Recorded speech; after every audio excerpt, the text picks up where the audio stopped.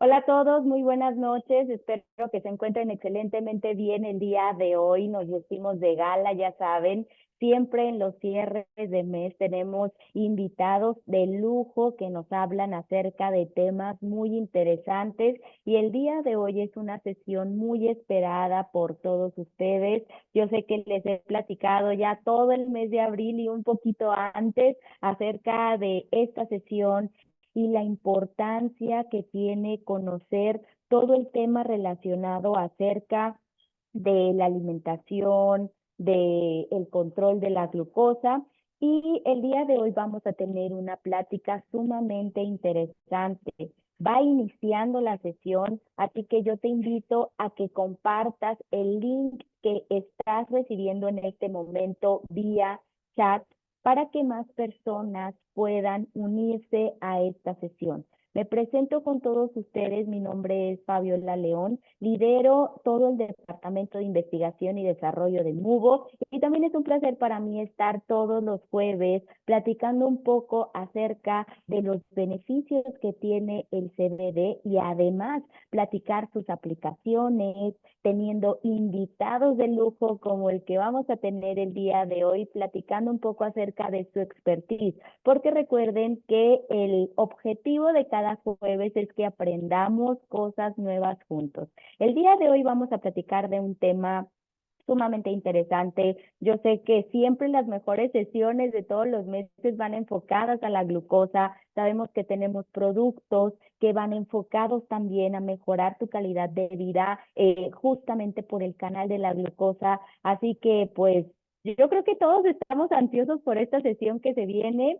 Y para iniciar, quiero presentar a nuestra invitada de lujo el día de hoy. Muchísimas gracias a la doctora Marifer por haber aceptado esta invitación. Bueno, les voy a contar un poquito acerca de Marifer. Marifer tiene una especialidad, ella es médico cirujano, pero tiene una especialidad en salud intestinal. Aquí tenemos a la máxima experta que nos va a platicar un poquito acerca de qué manera podemos controlar nuestra glucosa, la importancia que tiene, claro, todos los hábitos, pero enfocándonos a tener una mejor calidad de vida. Doctora Marifer, de verdad, muchísimas gracias por haber aceptado la sesión con nosotros. Yo sé que en este momento andas de arriba para abajo, muy ocupada con tus consultas, así que muchísimas gracias por haberte hecho un espacio con nosotros el día de hoy.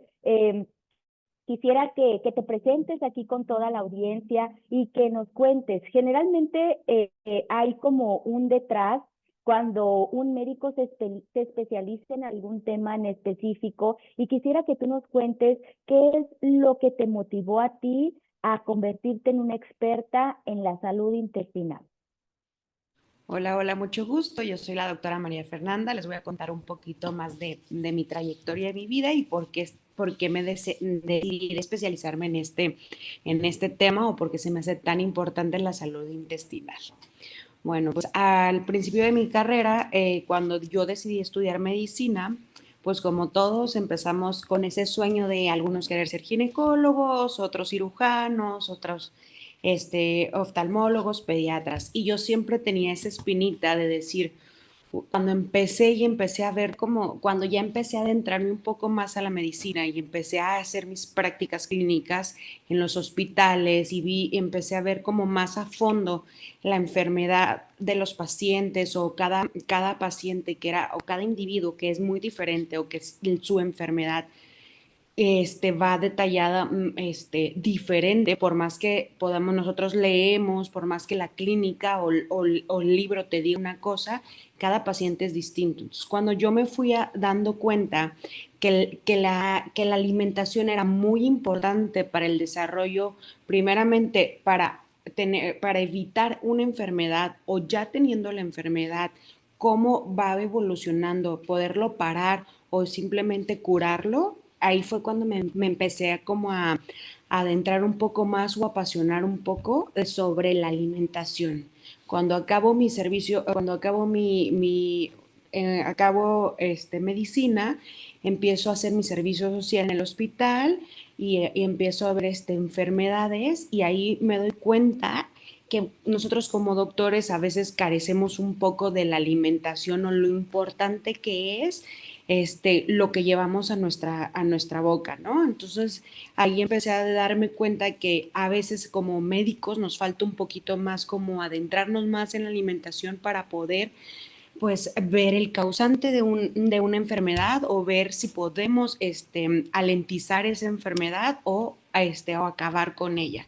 Y eso es lo que ahorita se me hace un tema muy interesante sobre la glucosa porque ahí todo tiene que ver desde lo que nos llevamos a la boca, desde el alimento para poder desarrollar, controlar y evitar llegar a tener una diabetes tipo 2 o empezar a controlar una resistencia a la insulina. Entonces ahí fue cuando yo me empecé a interesar, decidí estudiar una maestría en nutrición clínica y sobre la marcha empecé a hacer un diplomado sobre la microbiota intestinal, en donde ahí fue cuando como hice un splash en mi mente y fue así como la microbiota o el intestino tiene una parte muy importante para controlar y regular hormonas, la glucosa, en este caso que hoy vamos a hablar de ese tema. Entonces ahí fue cuando me di cuenta lo importante que es y ya hice un diplomado en esa microbiota y hoy en día pues estamos queriendo enseñarles a las personas o que la gente sepa lo importante que es cuidar nuestro intestino para poder tener una salud balanceada.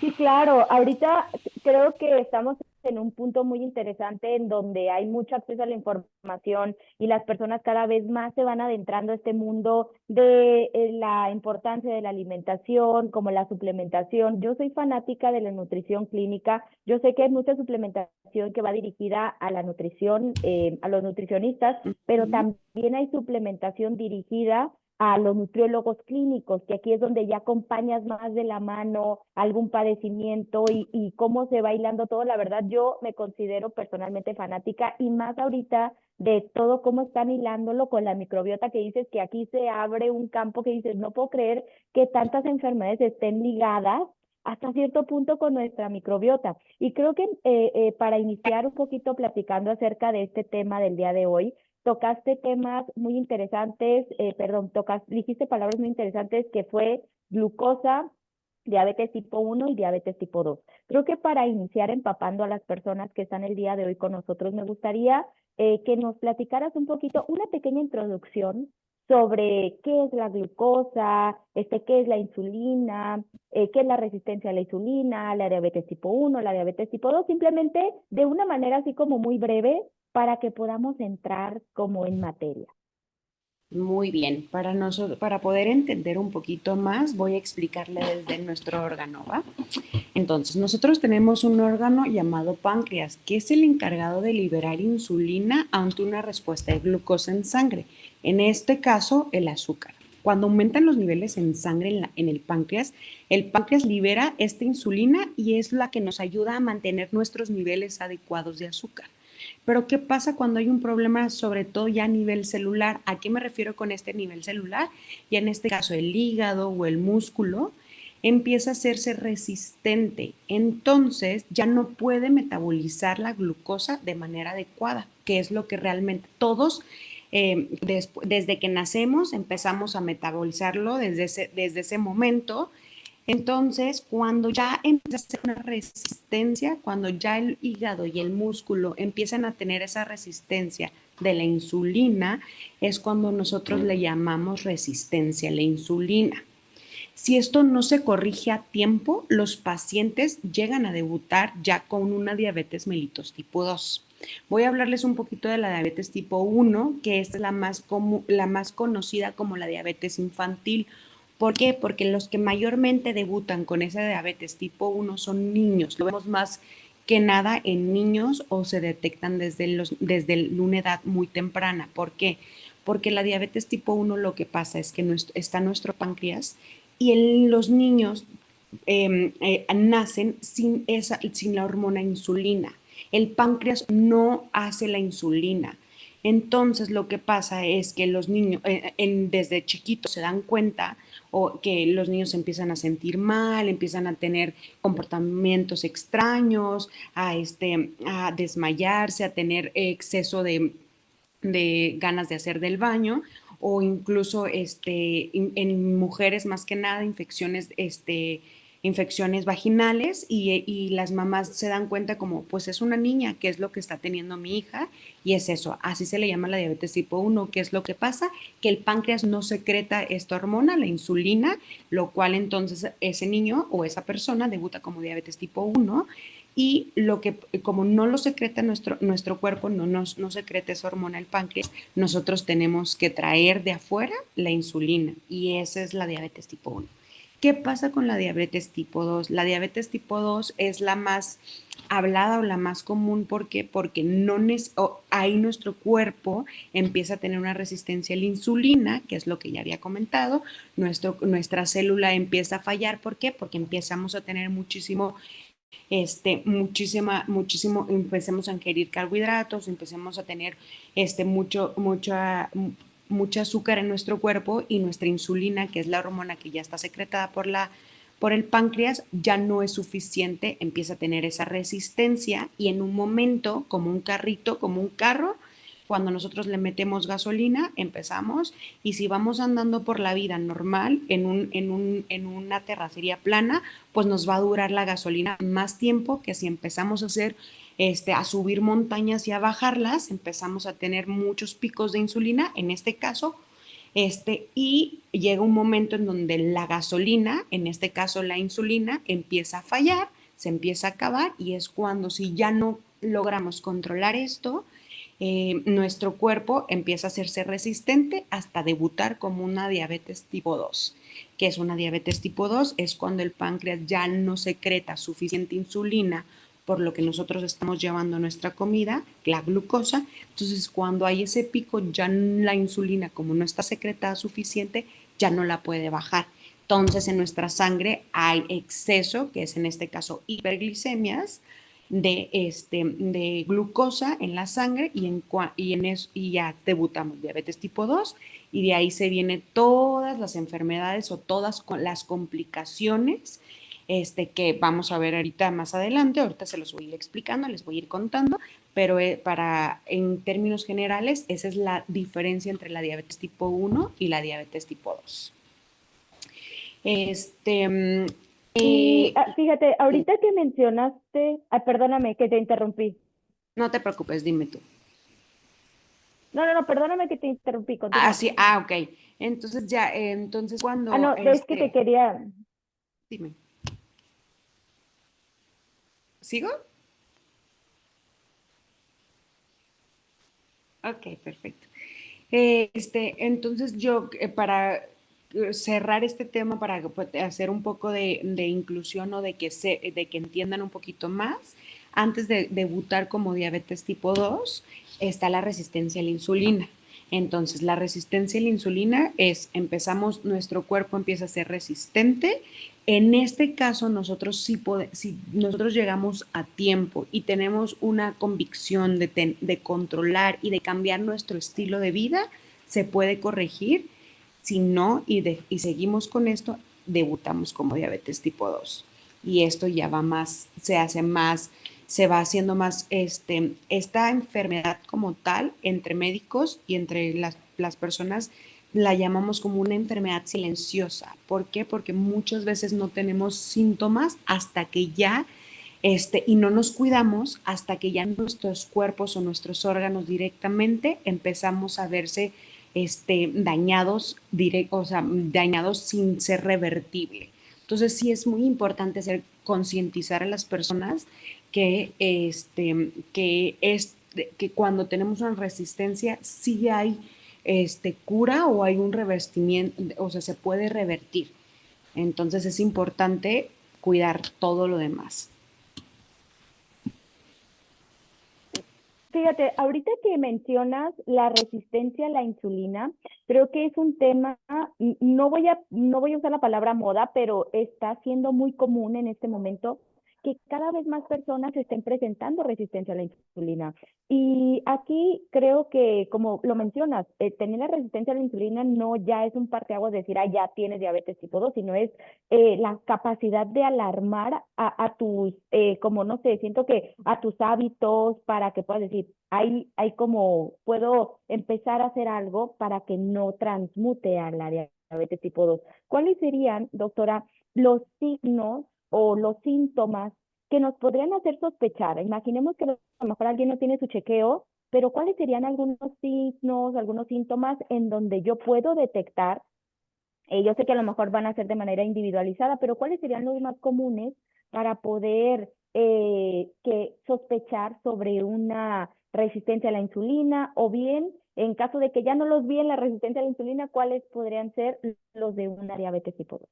Excelente, sí, es muy interesante lo que acabas de decir ahorita, que en este momento creo yo que ya la gente está concientizándose un poco más sobre la resistencia a la insulina, está, también ya hay más información más que nada más al público conocedor, al público que no es tal cual como el área de medicina, como vas a un médico y te informas, ya está como más a la mano poder entender, conocer tu cuerpo y si tienes interés de tener una vida sana y una vida balanceada, empezar a darte cuenta de qué signos o síntomas tú estás teniendo como persona para poder ver si estás teniendo una resistencia a la insulina o ya estás cachando y ya estás teniendo una, pues, diabetes tipo 2, ¿no?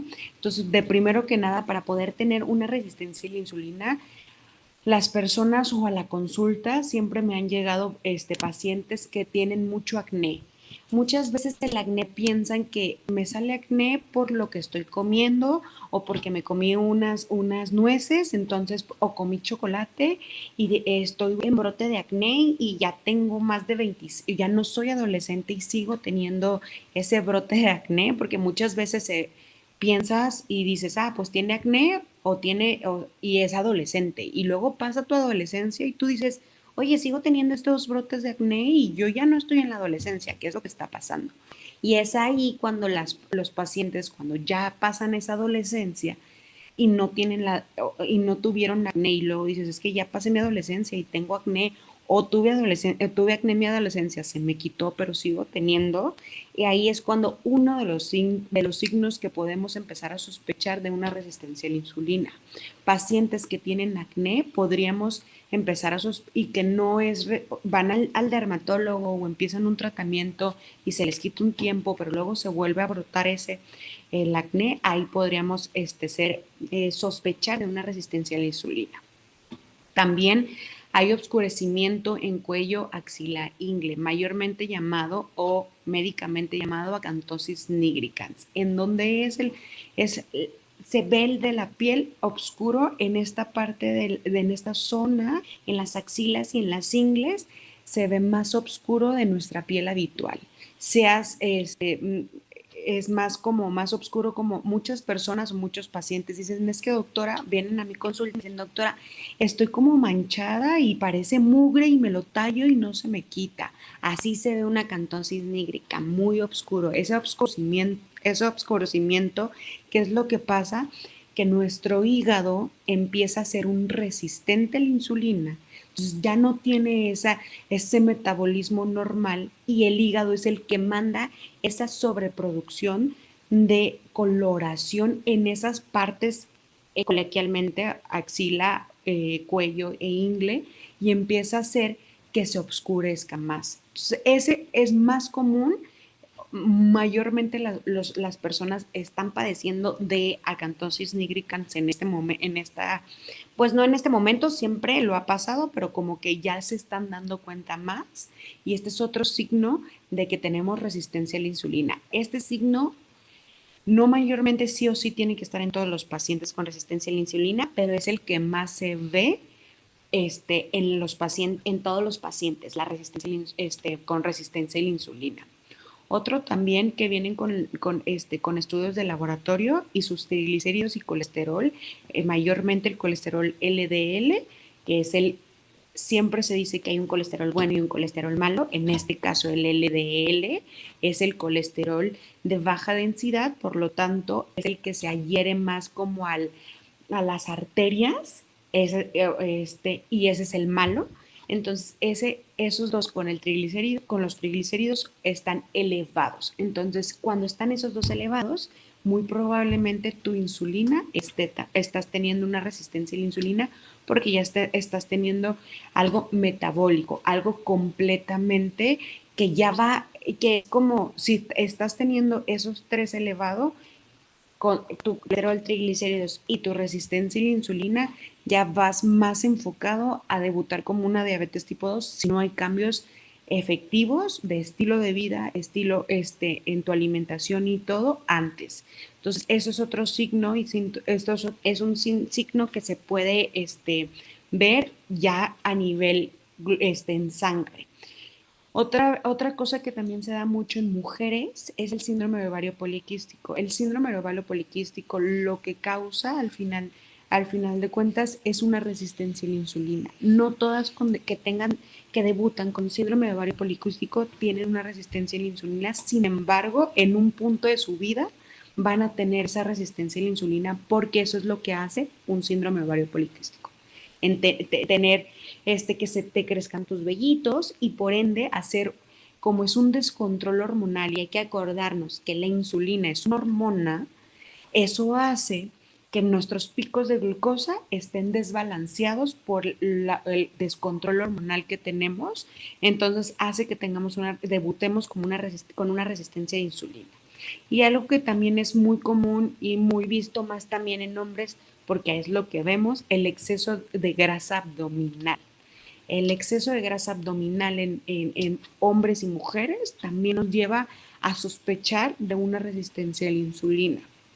Estos son algunos de los signos y síntomas que podemos empezar a captar y a ser conscientes nosotros de nuestro cuerpo para ver si estamos teniendo una resistencia a la insulina y así si en cualquiera de estos signos lo presentamos o con el simple hecho de tener un sobrepeso o un peso más elevado de lo que debería ser habitualmente nuestro peso saludable, nuestro peso estable, ya tenemos que sospechar y hacernos estudios para poder atacar la resistencia a la insulina con tiempo y a tiempo más bien. Y cómo podemos ver cuando ya estamos debutando como con una diabetes mellitus tipo 2, ahí sí más coloquial porque se llaman los síntomas de las 4P. Estos síntomas son caracterizados con pacientes que debutan con esta enfermedad. Sin embargo, no siempre tienen todos los signos o todos los síntomas. Esta de las 4P, ¿cómo se llaman? Poliuria. ¿Qué es poliuria? Deseo frecuente de orinar. El paciente me llega a mi consulta y me dice, ¿sabe qué, doctora?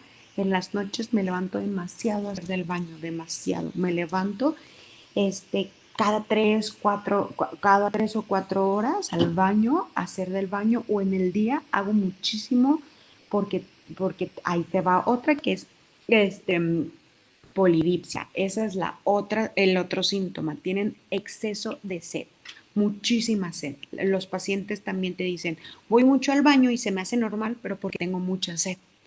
Entonces, las pacientes muchas veces lo ven como normal porque durante el día tienen mucha sed y consumen demasiada agua.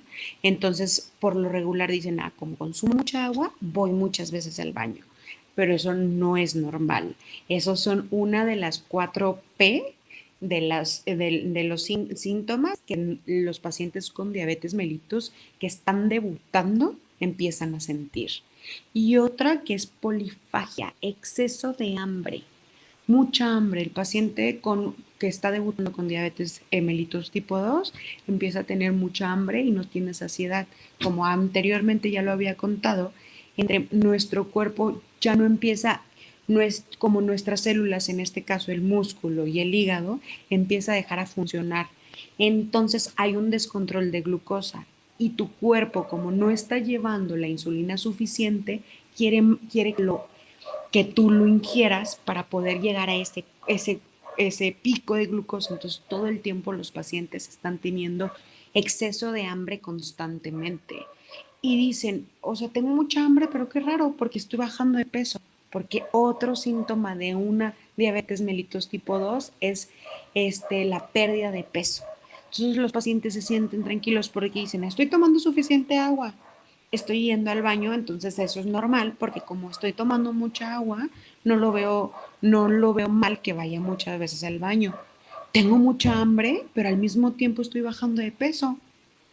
No creo que sea nada bien, entonces estoy perfecta.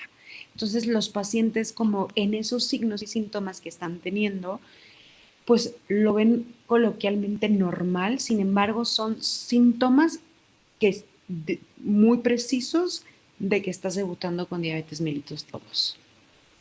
Esos sí, esos Ahorita que son, dijiste eso, me quedé pensando porque yo dije, ahorita, bueno, la cultura que estamos teniendo, ya sabes, de que tu termo gigante y acábatelo en tanto tiempo, me quedé pensando porque dije, a mí me gusta mucho tomar agua durante todo el día, pero ya no sé hasta qué punto me obligo o hasta qué punto tengo sed, pero lo que sí me he dado cuenta es que cuando no estoy tomando mis litros de agua, como que siento la boca seca, pero digo, no sé si es sed verdadera o es porque ya estoy acostumbrada a estar tome y tome y tome y tome, pero mira, ya me dejaste así como pensando, porque creo que es muy importante que se lleve un diagnóstico y que se lleve una monitorización continua, que de hecho a mí me falta ahorita que ya me la voy a hacer, pero al momento de estar monitoreando, ¿qué tanto recomiendas que sea este monitoreo continuo? ¿Cuál será el diagnóstico? Si solamente es una química sanguínea o tendríamos que hacer algo distinto.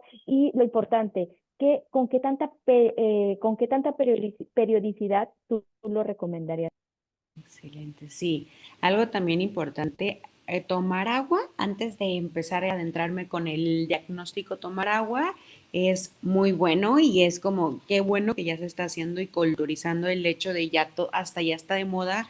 Veo los botes de 2 litros y ya se ponen de que vas bien, 8 de PM, vamos, tú puedes. He visto esos botes y yo le recomiendo a mis pacientes porque tomar agua es vital para nuestro cuerpo. Sin embargo, sí hay una diferencia entre tú como paciente sano, tomando agua, tú ves tu piel, porque el agua tiene muchas propiedades, muchos beneficios. Uno de ellos es en la piel, dices, ay, ¿cómo te ves más joven? O yo especializada en el microbiota y en la flora intestinal, es también para tener una mayor digestión, una muy buena digestión. Sin embargo, los pacientes que toman en exceso de agua, como dices, esa como boca seca es cuando empezamos a tener una alarma de decir si es tiempo de descartar, como haciendo estudios y decir, estoy bien y es porque ya mi cuerpo ya sabe que consumo demasiado agua y hoy no le metí o no ingerí tanta agua, o descartar que estás teniendo una resistencia a la insulina. Entonces sí es importante como ir cachando esas por lo mismo que dices, ya se está viendo mucho de moda el hecho de que tomemos mucha agua, pero también concientizar el hecho de que si tú eres un paciente con sobrepeso, con obesidad, que no cuidas tu alimentación y que estás teniendo y que no tomas agua y estás teniendo esa sed constante, entonces sí es importante estar como con tu antenita y decir, bueno, entonces no es por moda o no es porque ya se está haciendo consciente de que tomemos agua, sino porque tengo que empezar a hacer un diagnóstico. Entonces, ¿cómo vamos a hablar un poquito del diagnóstico? Si tú como paciente estás debutando como resistencia a la insulina, tú como paciente ya hoy vi esta plática y me quedé con estos foquitos y digo, quiero ir a hacerme unos estudios, voy a hacerme el estudio, voy con un especialista y el especialista me dice, estás debutando con una resistencia a la insulina, te vamos a hacer todo el proceso. Entonces, lo ideal es y lo más recomendable es que una vez que ya seas diagnosticado con ese tipo con la resistencia a la insulina, es que empieces el cambio de estilo de vida, en este caso en la dieta, ¿sale? Mayormente en la dieta, tú como resistente a la insulina y con suplementación, antes de empezar a pasarnos o a pensar en una medicación más allá que no sea una suplementación. Entonces, lo ideal para tú monitorear o monitorizarte con el diagnóstico es hacerte un laboratorio, es hacerte el laboratorio de sangre después de debutar, que ya te lo hiciste hoy en día, hoy en la mañana, voy, me hago mis estudios, voy con mi doctor, con mi especialista y me dice, tienes resistencia a la insulina, vamos a cambiarte tus hábitos alimenticios y te vamos a dar. Voy, hago 3 meses, después de esos 3 meses me vuelvo a hacer otros estudios. ¿Por qué? Porque después de 3 meses es cuando el cuerpo empieza a hacer modificaciones a nivel celular. Si tú haces un cambio de estilo de vida, en esos meses, a los 3 empieza a haber una baja de glucosa, una baja de insulina, un aumento de músculo, de masa muscular. Entonces, hay que un tipo algo entre mayor músculo tengamos, esta insulina o esta resistencia va a disminuir. Entonces, el haber iniciado esos cambios y hacer después a los 3 meses ese estudio, ahí ya podemos ver cuál con mayor si estamos yo le digo a mis pacientes, si te estás portando bien, vamos a verlo en 3 meses con un paciente de resistencia de insulina. Si tú ya debutaste como diabetes mellitus tipo 2 y tú estás en control y estás un tratamiento farmacológico y eres de reciente diagnóstico, o sea, hoy me hice mis estudios porque hoy vi esta plática y empecé a ver que si tengo alguna de estas 4P, polidipsia, polifagia, poliuria o pérdida de peso, hice mis estudios y ya es que voy con el especialista y me dice, tú ya tienes diabetes mellitus tipo 2. ¿Qué es lo que hay que hacer? Igual, empezar, ahí ya hay un tratamiento farmacológico, sin embargo, la importancia del cambio del estilo de vida, que es lo que ingerimos, porque hay que acordarnos que lo que ayuda, como el carro, como les había explicado antes, que lo que nosotros ingerimos es lo que hace que haga ese pico, haga esa elevación en la glucosa en la sangre. Entonces, el cambio de estilo de vida sí o sí se tiene que hacer en la resistencia a la insulina y en la diabetes mellitus tipo 2. Entonces, ya tú es de recién diagnóstico, se vuelve a ver en 3 meses. Si tú ya no eres de recién diagnóstico, ya tienes varios años con que debutaste como diabético mellitus tipo 2, entonces ahora sí se hace cada 6 meses. ¿Ok? Entonces, los estudios de sangre, ¿cuáles son? Los importantes o los estudios de sangre para nosotros diagnosticar o ver si estás teniendo resistencia a la insulina es química de 27, por lo menos una química de 27 elementos, que es la química que ahí vemos la glucosa en ayunas, la glucosa mayormente en sangre, que lo ideal no debe de pasar el 100, es de 67 a 100, o sea, ese es el rango que debemos de tener. Sin embargo, con los pacientes que llegan conmigo y yo veo que están como en no, a mí me gusta que cuando solamente voy a ver la glucosa y me llevan una química sanguínea y veo la glucosa, estén como en 87, 80, en ese rango. ¿Por qué? Porque si ya pasa a 90, aunque esté dentro de parámetros normales, ahí me voy con la insulina, que es la segunda prueba que mando a hacer que mando a hacer prueba de insulina para ver cómo se está comportando la insulina en nuestro cuerpo, si está secretando el páncreas la mayormente insulina o si ya se está pasando. Entonces ahí nos vamos a ver con la insulina y si tenemos una insulina de 10, sale una insulina de 10, ahí yo ya empiezo a sospechar que un paciente está teniendo resistencia a la insulina, aunque me tenga una glucosa de 95, que es entre parámetros normales. Entonces, lo importante y lo ideal para qué estudios necesito yo para ver cuál es ese control, glucosa, insulina y hemoglobina glicosilada. Esta hemoglobina glicosilada mayormente yo la pido para ver cómo mis pacientes que están debutando con diabetes mellitus 2, tipo 2 se comportan.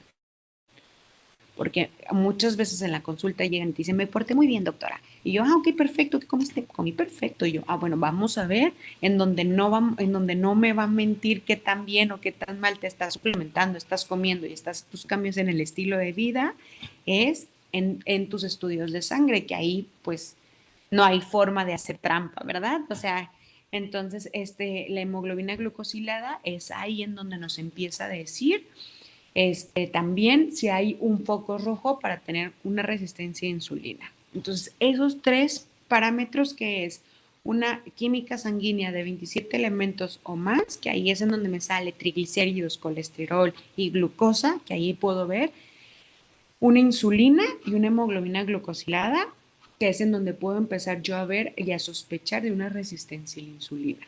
Esta se hace a los de recién, cuando tú vas con el doctor, te manda a hacer tus estudios, si te sales con una resistencia a la insulina, te hace tu cambio del estilo de vida o te da tu estilo, lo que tienes que hacer y de ahí 3 meses después te vuelve a pedir estudios. Ahora, si nosotros ya estamos debutando como diabetes mellitus tipo 2, si ya somos debutantes o de recién diagnóstico, como ya lo había mencionado, si eres de recién diagnóstico, es importante monitorizar para ver qué, porque ya cuando tú debutas con una diabetes tipo 2, ya el cambio del estilo de vida, como no lo hiciste a tiempo, es muy importante. Sin embargo, ya tenemos que dar un dependiendo cómo esté tus niveles de glucosa en sangre, ya tenemos que dar o ya sea insulina, porque eso también puede ser que llegue un momento, porque la diabetes tipo 2 llega un momento en que ya tampoco tu páncreas empieza, como no lo estás tratando bien o no lo trataste bien durante el tiempo o no cachaste que estabas teniendo una resistencia a la insulina y una diabetes. Y hay personas que son debutantes desde hace 10 años y no se dieron cuenta,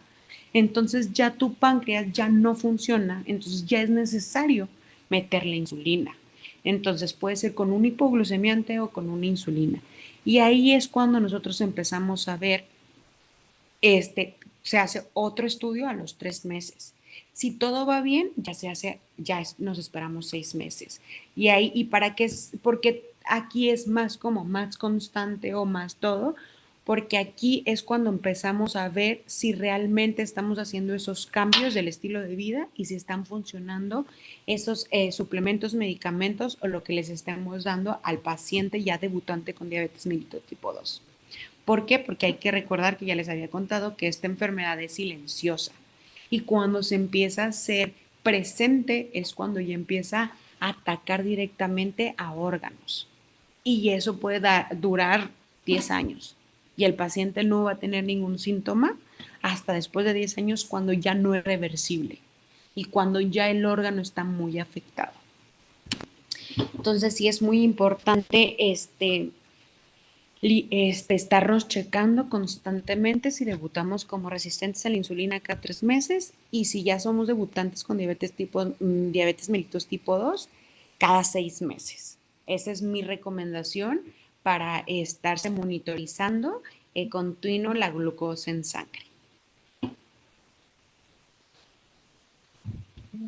Muy interesante. Yo creo que todas las personas que estamos en sala ya estamos haciendo nuestras anotaciones y bien, yo creo que es algo, sabes que ya lo hemos escuchado, o sea, el chequeo y todo, pero a veces siento que no le damos la importancia necesaria, así que yo los invito a todas las personas que están en sala el día de hoy que por favor calendaricen cuál fue la última fecha en donde se hicieron una química sanguínea. Y si a lo mejor eso fue hace más de 6 meses, hay que agendarla para que podamos tener un monitoreo efectivo de nuestra salud.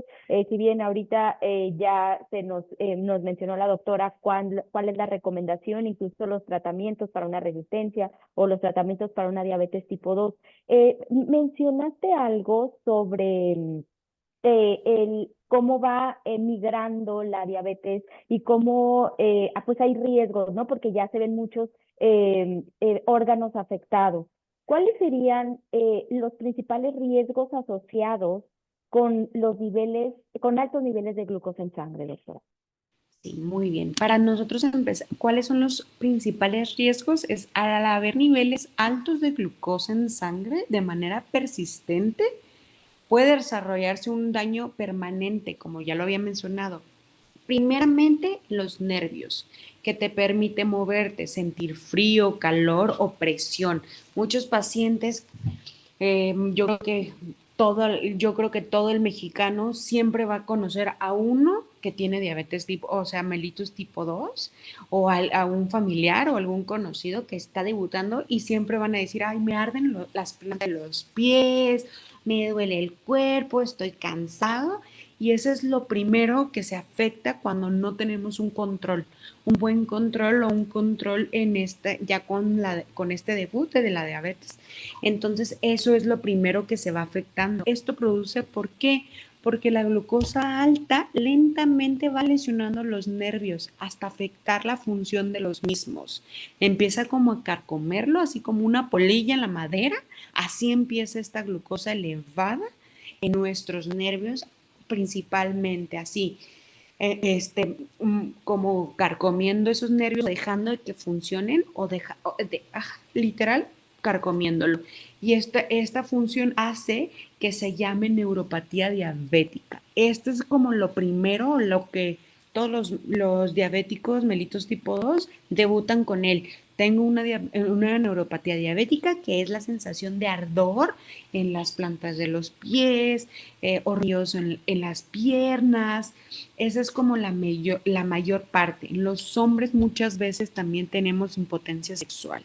Entonces, ¿por qué? Por lo mismo, porque empieza a todo el sistema nervioso central a verse afectado. Entonces, la impotencia sexual es uno de los síntomas, de los principales síntomas que vemos en pacientes, mayormente en hombres, también en mujeres pasa, pero mayormente en hombres está impotencia en hombres y este poco deseo sexual en mujeres.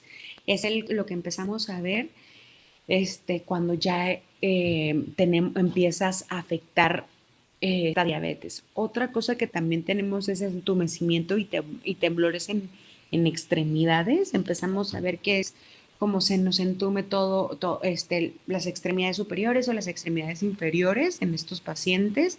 Diarreas también empezamos a ver por qué, porque ya estos pacientes generan una cierta intolerancia a ciertos alimentos y volvemos a es una microbiota enferma. ¿Por qué? Porque no, esta diabetes ataca a nivel celular y empieza a matar hasta la microbiota intestinal. Entonces es una microbiota enferma. Cuando nosotros ingerimos alimentos, ya somos más susceptibles a que nos caiga mal y por lo tanto diarreas. Aunado que si estamos tomando algún medicamento, los efectos secundarios de un medicamento hipoglucemiante es diarreas también. Entonces, si ya le metemos este hipoglucemiante y de todos modos tenemos una microbiota enferma, si algo no le gustó a tu intestino, lo va a hacer en diarrea. ¿Okay? Algo también muy importante que se da mucho es cambios en la visión. Una retinopatía oftálmica, es retinopatía diabética, literal. Empezamos a tener daño oftálmico, muy, empieza a ser silencioso hasta ser se podría decir como una llaga en el ojo, en pocas palabras. Así es, esta es una retinopatía en donde empezamos a tener un deterioro de la vista y todo es por el aumento de la glucosa en la sangre. Mareos, debilidad muscular, ardor, estos son uno de los signos y síntomas que nosotros llegamos a presentar mayormente como al principio de nuestro recién diagnóstico, pero eso si no tienen un buen control de la glucosa y lo deja. Estos son los primeros que se pueden empezar a, a presentar. Sin embargo, si no tenemos un buen control, el daño va más allá de estos síntomas que mencioné y ahora sí empiezan a hacer daños específicos a los órganos, como el daño, el daño renal. Tenemos un daño renal que los pacientes empiezan a debutar con insuficiencia renal. Y ahí sí, eso es cuando vuelvo a mencionar y hacer hincapié esta enfermedad silenciosa, porque ya cuando nosotros nos damos cuenta es demasiado tarde, ya tenemos una insuficiencia renal, ya nuestro cuerpo con la glucosa elevada, como no la controlamos, ya va y dice, no, ya no tengo a quién más dañar, no me está haciendo caso mi ser, mi individuo no me está haciendo caso, entonces ya voy a empezar a subtraer energía, a subtraer cosas de otros órganos. ¿Y de dónde voy? Me voy por los riñones. Entonces ya los pacientes empiezan a debutar con insuficiencia renal. Ya el riñón ya no funciona, entonces ya tenemos que hacer que ya hacen la diálisis o la hemodiálisis porque ya hay un daño mayor en la célula que es en el riñón.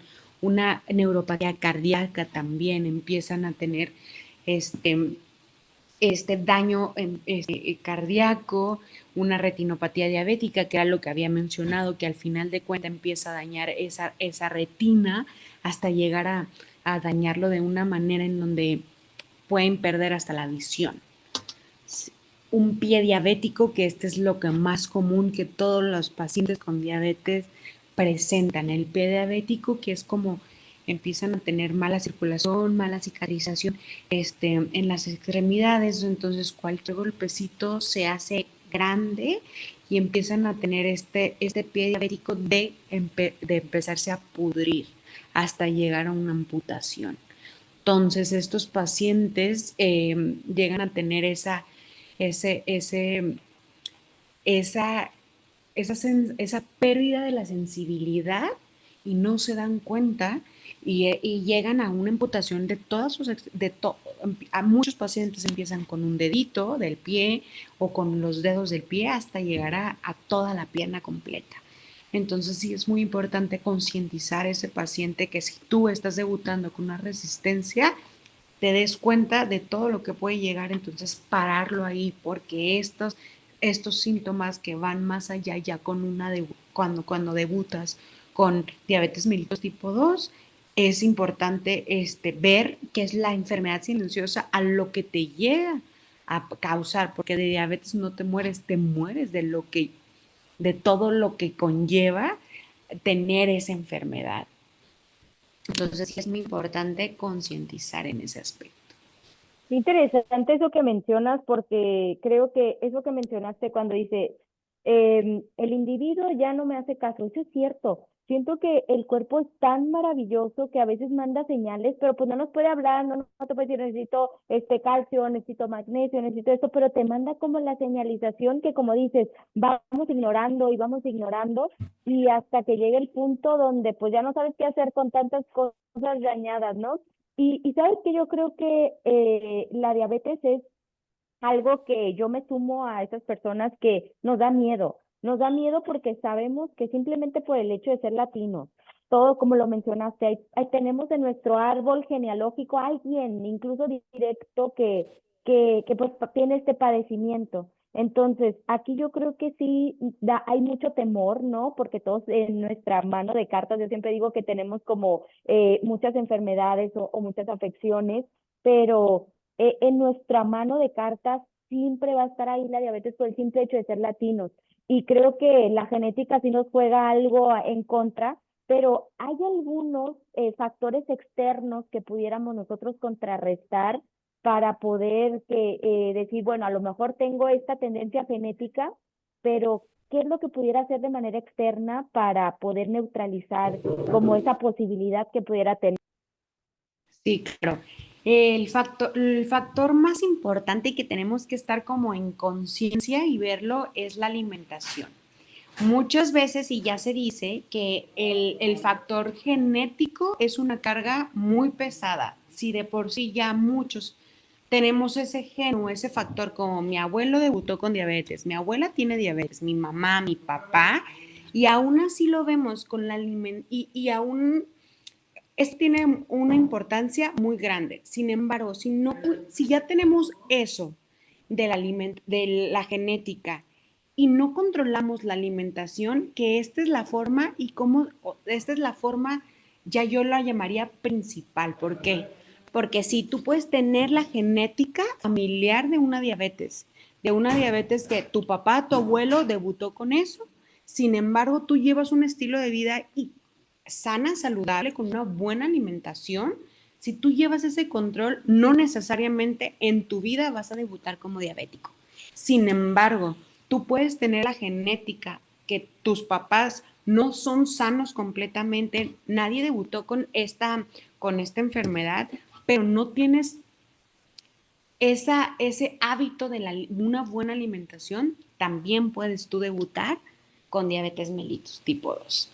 Exacto. Entonces, algo que puede ser externo, que podemos ayudar a controlar esos niveles de glucosa, cuidar nuestra alimentación, hacer conscientes lo que nos llevamos a nuestra boca literal, lo que nosotros consumimos, la forma y cómo estos alimentos se basan y hablan mucho de la carga genética y que tiene importante, pero hay un día que si demostramos que la alimentación o lo que nosotros nos llevamos a la boca es más saludable que nuestra genética, la puede contrarrestar.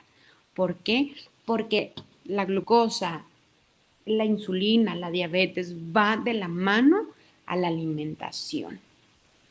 Entonces, la alimentación tiene más peso que la carga genética. Mm.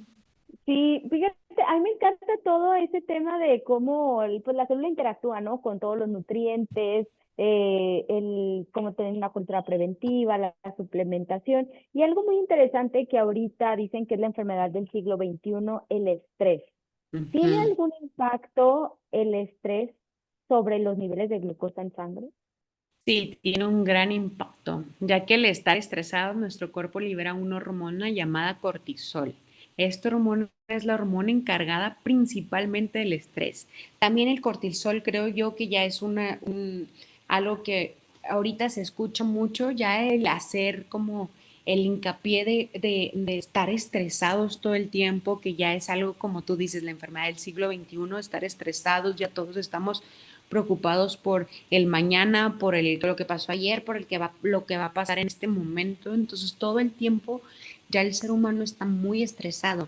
Y cuando ya lo hacemos, si lo vemos a nivel ya celular, otra vez, ya a nivel interno, esto, esta hormona que se llama el cortisol, que es el principal estresor de nuestro cuerpo, se eleva constantemente o está en estado como de activación, estresa y eleva, así que, o sea, esta elevación hace que haya un aumento de glucosa en sangre. ¿Por qué? Porque eh, esta hormona estresora hace como que todo el tiempo esté en constante alerta. Estoy estresada, estoy estresada, estoy estresada. ¿Y qué es lo que hace con la glucosa? La glucosa es algo como, ya lo había mencionado, es nuestro combustible para estar activos, para poder estar en constante activación o tener energía. Entonces, ¿qué es lo que hace con la insulina y todo esto? Es como, estoy elevado, entonces todo el tiempo estoy en alerta. Entonces el cuerpo, con todas las hormonas, con la glucosa en especial, la insulina, perdón, en especial es como, el cuerpo está todo el tiempo alerta, entonces yo también voy a estar alerta. Entonces eso hace que cuando estemos estresados, el cortisol se eleve y la glucosa esté en constante elevación y nunca esté en descendencia. Entonces sí hace el estrés hace un gran daño a esa parte de la glucosa constantemente y que todo el tiempo esté en elevación. Sí es muy importante el estrés. Pues ya escucharon, yo no lo dije yo para que en este momento, si no te has tomado tus gotitas de CBD, las agarres y mira, vamos a bajar, vamos a aprovechar todas las herramientas que tenemos para disminuir como este exceso de glucosa en sangre. Y doctora, también ahorita mencionaste algo sobre cómo daña de manera silenciosa los órganos, hiciste hincapié en el páncreas. Si bien hay muchos indicios en la población mexicana de personas que padecen diabetes, también de personas que padecen hipertensión, ¿de qué manera se liga como el exceso de glucosa en sangre con la salud cardiovascular? Mira, vamos a empezar un poquito y te voy a ir explicando un poquito en qué puede ser a nivel cardiovascular. Los dos pilares de la salud cardiovascular son una base sanguínea, son vasos sanguíneos y un corazón sano. Esos son los dos pilares de tener una buena salud cardiovascular. Esto en una concentración elevada de glucosa en sangre, ¿qué es lo que pasa? Esto puede afectar a ambos, a los vasos sanguíneos y al corazón. Entonces, los vasos sanguíneos se pueden dilatar.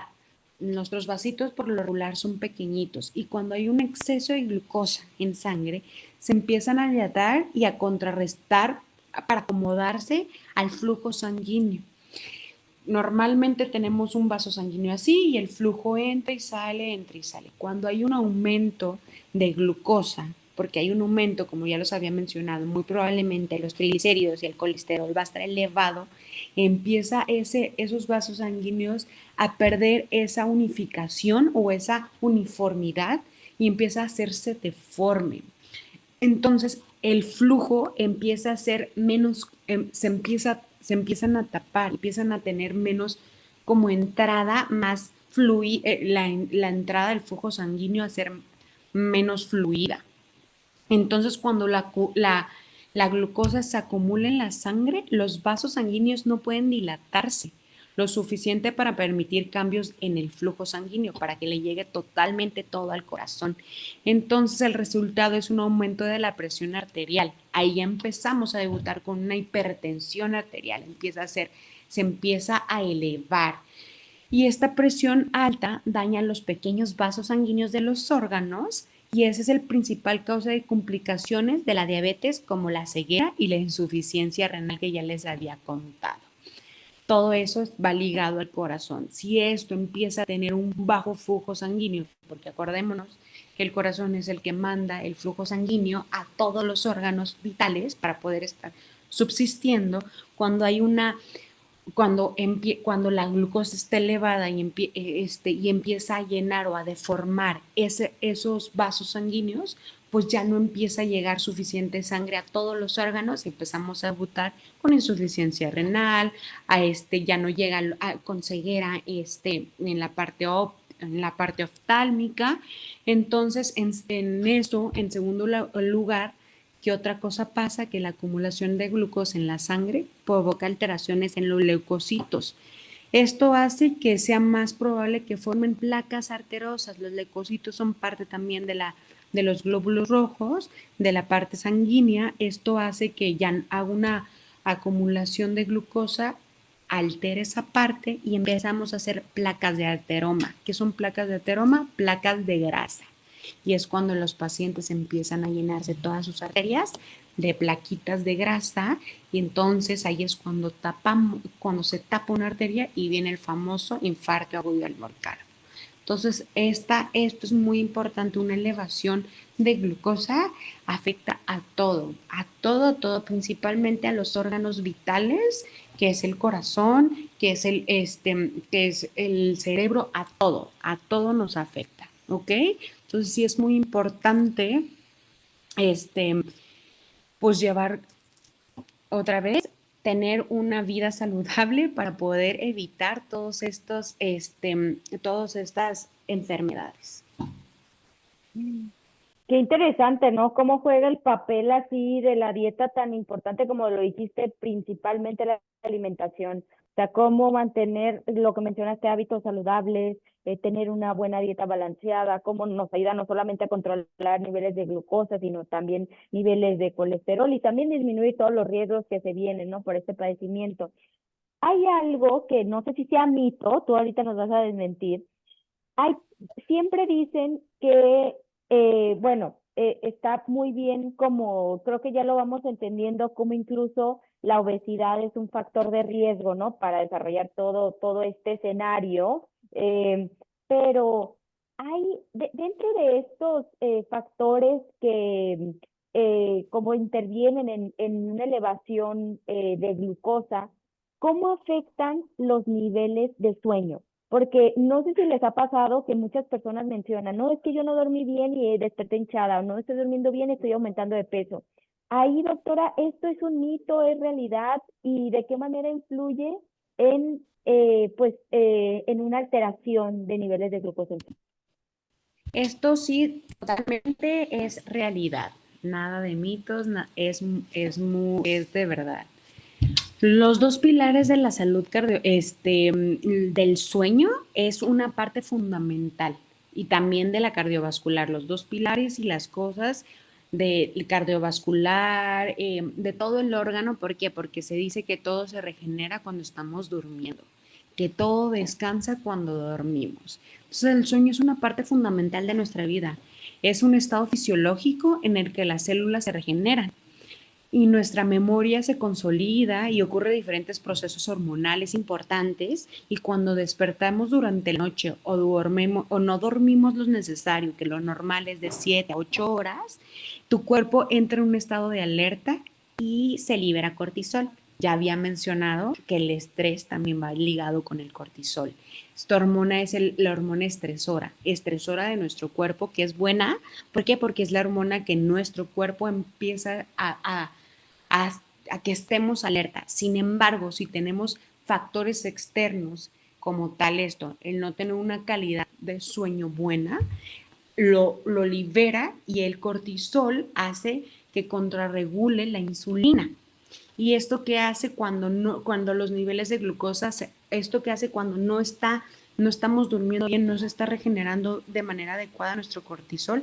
Hace que nuestros niveles de glucosa aumenten y así se mantenga alerta nuestro cuerpo. ¿Por qué? Porque estamos durmiendo mal, el cortisol aumenta, nuestro cuerpo está en alerta, por lo tanto la glucosa está elevada. Entonces, algo importante que el cortisol genera es una resistencia a la insulina, lo que significa que las células no va a permitir que la glucosa ingrese en ellas, por lo que esto se va acumulando en la sangre causando una hiperglicemia. Entonces, si no dormimos bien, nuestro cortisol se va a elevar. Si nuestro cortisol está elevado, ¿por qué? Porque no tenemos un sueño reparador, o no estamos durmiendo las suficientes horas, o estamos durmiendo bien, estamos en estado de alerta. Estado de alerta aumenta nuestro cortisol aumenta nuestra glucosa, y eso hace que nuestra hiperglicemia esté por los cielos. Entonces, sí, es algo muy importante. El sueño afecta de manera este, crucial a nuestros picos de hiperglicemia. Entonces, sí es importante tener un sueño reparador, o por lo menos dormir nuestras horas de 7 a 8 horas al día. Sí. Sí, yo creo que eso es algo que, sí, igual, ¿no? Es algo que ya sabemos, pero muchas veces se nos hace fácil dormir 5 horas, dormir 6 horas o menos. Y como algo que mencionaste también de, hablando, retomando el tema de la genética y que aunque no tengas incluso como es esta predisposición a, también tienes riesgo y creo que aquí entra un tema muy interesante que es la obesidad, que creo que es lo que desata todo. No sé si nos pudieras platicar un poquito como así a grandes rasgos, como de qué manera se relaciona la obesidad, de qué manera se relaciona una mala alimentación como los alimentos procesados, como toda una mala alimentación, y cerrando con la importancia de la actividad física. Ahorita Claro. mencionaste algo que ya no recuerdo sobre la relación de la cantidad de músculo como con esto de la resistencia a la insulina. Entonces, creo que todo va ligado a, porque siempre nos dicen, aliméntate bien, pero creo que el día de hoy nos puedes platicar un poquito acerca de por qué esto se liga a y por qué debemos de hacer ejercicio, porque igual te dicen un buen gasto calórico, pero de qué manera el tener un buen gasto calórico te va a ayudar a prevenir como estos picos de glucosa en sangre. Ok, perfecto. Pues mayormente voy a hablar un poquito de la obesidad, que la obesidad se considera como un factor de riesgo para desarrollar resistencia a la insulina. Esto es un aumento del tejido adiposo que se ha relacionado con el aumento de la producción de citoquinas proinflamatorias, que conjunto a los ácidos grasos son las responsables de desarrollar la resistencia a la insulina. Coloquialmente, ¿qué significa todo esto? La obesidad, ¿cómo lo podemos, cómo podemos mayormente? La OMS tiene describe como IMC, un índice de masa corporal, y de ahí vamos a partir si un paciente está en normopeso, en bajo peso, si tiene obesidad, sobrepeso, obesidad tipo 1, y nos vamos así. Entonces, la obesidad se considera el factor de riesgo número 1 para desarrollar una resistencia a la insulina. ¿Por qué? Porque entre mayor cantidad de ácidos grasos o de grasa tengamos en nuestro cuerpo, en nuestro cuerpo, en nuestro tejido adiposo, la resistencia o esa resistencia a nivel celular del hígado, de páncreas, se ve mayormente afectada. Esto no quiere decir que una persona que no tenga obesidad, que sea flaca o que no entre entre estos parámetros, pueda tener una resistencia a la insulina. Sin embargo, la obesidad se considera un factor muy importante que juega en esta parte como la resistencia a la insulina y debutando como diabéticos tipo 2. Entonces, el desempeño el cambio de estilo de vida, de la comida o de hacer una actividad física o de tener un buen estilo de vida para poder contrarrestar esto es muy importante, ya que estar activado aumenta nuestra masa muscular, como ya les había dicho que iba a hablar un poquito más adelante de esto. Entonces, cuando nosotros empezamos a tener un desempeño en la actividad física, empezamos a contrarrestar esos niveles o esa resistencia que está haciendo nuestro músculo, nuestro hígado, nuestras células en la glucosa. Empezamos a aumentar esa masa muscular, esa masa cardiovascular que hace que el cuerpo se haga más sensible a la insulina, esta hormona que regula el azúcar. Entonces, cuando tenemos una obesidad y no tenemos un cambio de estilo de vida, tenemos un sobrepeso, tenemos altos niveles de glucosa en sangre, de colesterol, triglicéridos y toda esa parte químicamente en sangre, estamos elevados, lo que tenemos que hacer o la importancia es empezar a tener un cambio de estilo de vida, cambiando en qué aspecto, regular, metiéndole más fibra en nuestro cuerpo, más proteína, haciendo actividad física. ¿Para qué? Para tener ese aumento de masa muscular y hacer que esa sensibilidad a la insulina empiece, esa hormona, a contrarrestar ese azúcar que nosotros le metemos durante el día para poder tener energía. Entonces, esa empieza a sensibilizarse la insulina y contrarresta el azúcar que nosotros le metemos a nuestro cuerpo. Entonces, es importante todo este papel del cambio de estilo de vida, la importancia de la comida y de todo para contrarrestar, uno, la obesidad, que es el mayor factor de riesgo en este caso que está viendo afectado a todo lo demás. Si estamos en un estado de obesidad, si tenemos sobrepeso, que es antes de la obesidad, si estamos teniendo todo esto, muy probablemente tengamos una resistencia a la insulina. Y si no contrarrestamos la obesidad o este sobrepeso, vamos a llegar a debutar en un futuro como diabéticos tipo 2. Entonces, la importancia de un buen desempeño en la actividad física, aumentando nuestra masa muscular, haciendo ejercicio, estando activos y contrarrestando la obesidad, contrarrestando el sobrepeso para poder tener una calidad de vida, para poder sensibilizar a nuestra insulina y tener esa ayuda a contrarrestar esa glucosa que nosotros estamos ingiriendo, porque eso es lo que tenemos que comer. Sí o sí vamos a tener que tener esa gasolina, o sea, ese alimento, lo vamos a tener que hacer para poder subsistir. Entonces, ¿qué es lo que va a contrarrestar a todo eso? El hacer ejercicio, la actividad física, el bajar esos niveles de colesterol y triglicéridos, haciendo esa actividad para poder bajar de peso, para poder estar eh, ayudándole a nuestro cuerpo a tener esa sensibilidad para perder peso y no para poder llegar a tener una diabetes o una resistencia a la insulina. No sé si respondí a tu pregunta o... Sí, yo creo que hasta más, porque entraste en temas de la alimentación incluso, que creo que es algo muy importante como lo mencionas, tanto la alimentación como el hacer ejercicio para tener una mejor sensibilidad a la insulina, que creo que, como lo mencionas, así tengas un perfil como con algún cambio de probabilidad A, o incluso si no la tienes, pues es importante cuidar para, pues igual prevenir muchísimos aspectos, no solamente en este caso alguna resistencia a la insulina o alguna diabetes, sino en general, ¿no? Cuidar igual tus horas de sueño es algo muy importante.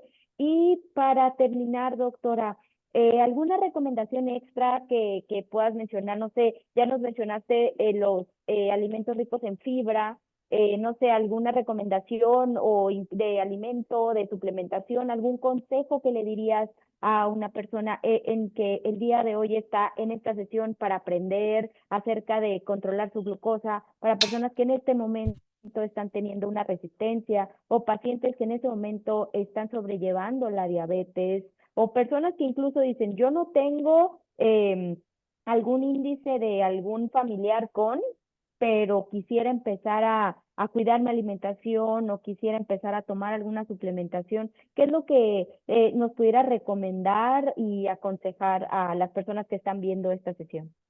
Muy bien. Para terminar, bueno, mi recomendación y todo, y para esto, si eres una persona que te quieres empezar a cuidar y no sabes cómo para poder prevenir esta resistencia a la insulina, o si eres una persona ya que te ves y dices tú, yo probablemente tenga estos síntomas o estos signos, entonces quiero ver cómo puedo empezar a hacer esos cambios de vida. Lo importante y lo más esencial que yo le digo a mis pacientes y yo se los comparto es empezar a cambiar la forma en la que vemos cómo nos alimentamos todos los días. ¿A qué me refiero con esto? Es no porque tú pienses que vas a comer sano, estás en una dieta o es aburrido, al contrario, hay que agradecer y hay que aprender a agradecer a nuestro cuerpo. ¿Por qué? Porque nos está dando vida, nos está dando vitalidad todos los días. Y cómo es la mejor forma de agradecerle a nuestro cuerpo? Cuidando lo que comemos al diario. Entonces, de primera instancia, tips que yo les puedo dar a mis pacientes o que yo, le doy que yo les doy a mis pacientes de cómo empezar a hacer esos cambios, la fibra juega una parte importante en nuestro cuerpo. Entonces, si queremos contrarrestar esos picos de glucosa que, que tenemos durante el día, ¿cómo podemos empezarlo a hacer de manera de hacer esos pequeños pasos, haciendo, ingiriendo de primera instancia la fibra? ¿A qué me refiero con fibra? Estas frutas enteras, estas verduras que tienen alto contenido en fibra, como la espinaca, el brócoli, la manzana entera, o sea, con su cáscara, eso que nos va a ayudar a contrarrestar. ¿Por qué?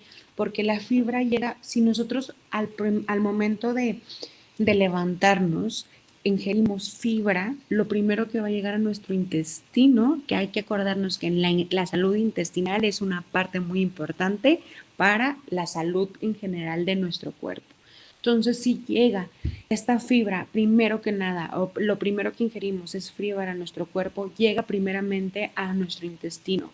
Esa fibra se coloca en nuestras vellosidades intestinales, y cuando nosotros empezamos a ingerir carbohidratos, que al final de cuentas el carbohidrato se hace un azúcar o es es la fuente con mayor energía para nuestro cuerpo, cuando nuestro cuerpo ingiere ese azúcar y hay fibra mayormente en nuestro intestino, ese consumo, esa adherencia a la insulina es menor, es suficiente para estar activos en nuestro día a día, pero para nuestro nivel glucosa en sangre es menor.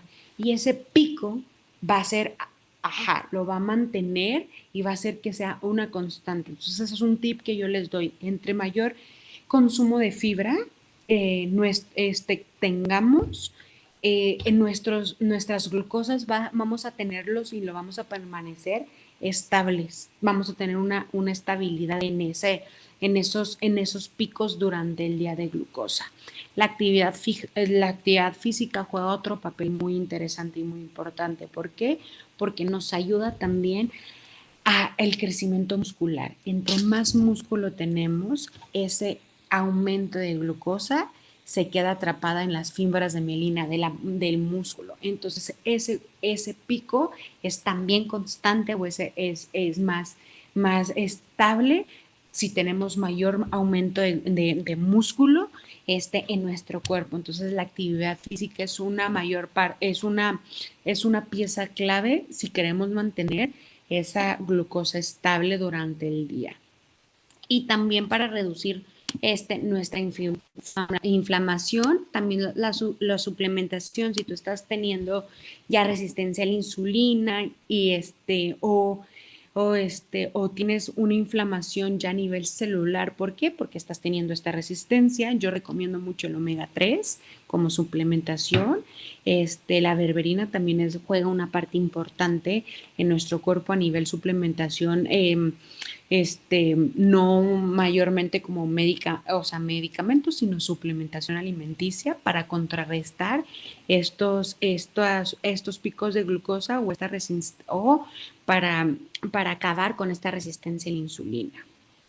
Estas son las cosas o estos son los tips de recomendación de suplementación o de alimentación para poder tener un control de glucosa. ¿Y qué consejo les daría? El consejo más mayormente que yo les doy es uno, aprender a conocer a nuestro cuerpo, que es la base primordial que nosotros como personas a veces se nos olvida porque como lo que había ya comentado antes, no escuchamos lo que nuestro cuerpo nos está pidiendo y ya cuando lo escuchamos muy tarde. Entonces, aprender a escuchar que si estoy estresado, empezar a encontrar cómo poder equilibrar ese estrés. Si no estoy durmiendo bien, empezar a tener una higiene de sueño, investigar sobre la higiene del sueño y ver cómo le puedo ayudar a mi cuerpo, a alimentar bien a mi cuerpo con los nutrientes suficientes, con la comida, la mejor, la comida con mayor substrato de vitaminas, minerales que podemos darle a nuestro cuerpo para poder tener una mente sana, un equilibrio sano en nuestro cuerpo y la actividad física que es una ayuda a no solamente en este momento de nuestra vida, sino en el futuro, ya cuando seamos personas de la tercera edad o gente que ya tengamos mayor, una edad avanzada para podernos mover fácilmente, libremente en nuestra vida. Entonces eso es como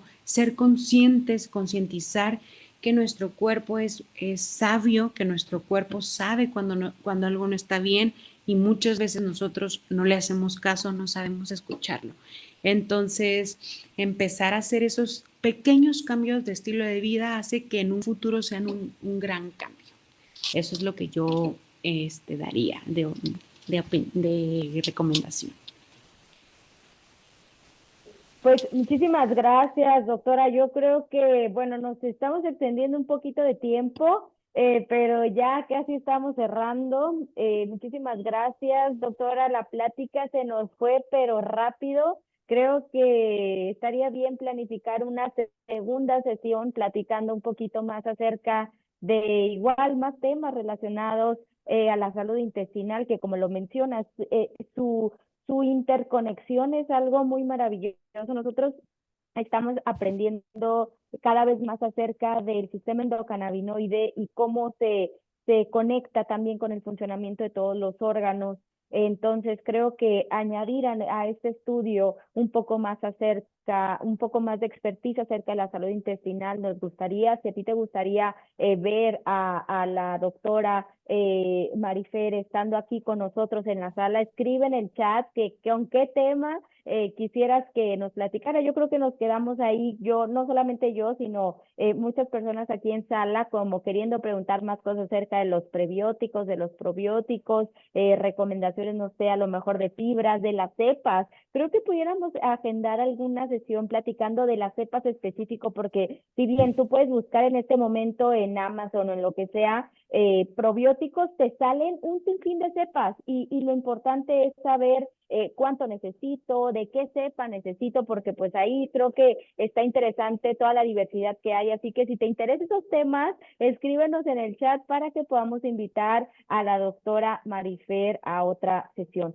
Muchísimas gracias, doctora, por haber aceptado esta invitación y por habernos compartido pues un poco de todo el conocimiento. Recuerden que nosotros tenemos disponibles para ti en caso que quieras trabajar la prevención de como de altos niveles de glucosa en sangre. También hay usuarios que tienen padecimientos de diabetes y usan Glucox Complex como parte complementaria a su tratamiento. También ya vimos que el CBD sí o sí te va a ayudar con el estrés y también te puede ayudar. Recuerda que el páncreas tiene receptor CB1 y CB2, entonces te puede ayudar muchísimo incluso a que se mejore la sensibilidad que tenemos pues con todo este tema. Recuerda que tenemos más productos dentro de nuestro catálogo. Si quieres saber más, te invito a que escanees nuestro código QR para que puedas tener más información y también nos puedas seguir más en redes sociales.